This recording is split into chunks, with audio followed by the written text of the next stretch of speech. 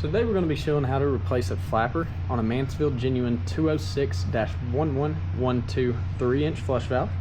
Now before I show you how to take this off, I just want to mention a couple things. Really important with the Mansfield flush valves, we get asked a lot if the customer can use like a universal or aftermarket flapper. Unfortunately, you cannot.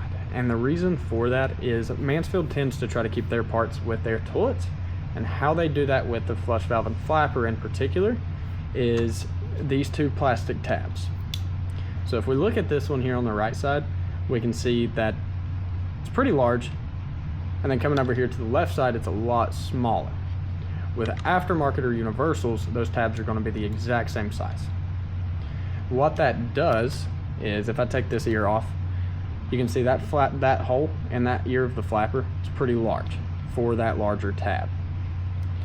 And then if we go here to this side,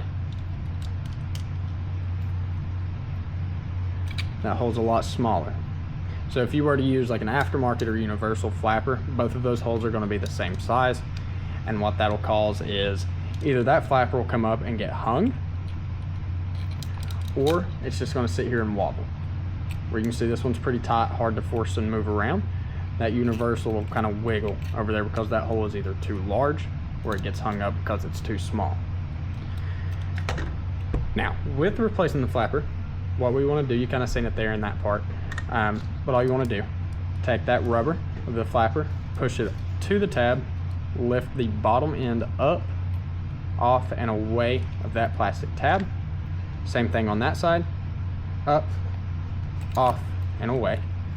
And once that's done, that flapper will come right off. And then to install the flapper, kind of the same way it went on. Easiest way, set it down in the hole. Take the ear of that flapper over, make sure that tab's in the hole, push it down, over. Same thing for that side, up, through the hole, down, and over. Now when that flapper is on the flush valve, what you want to look at is when you go to hook your chain to the handle.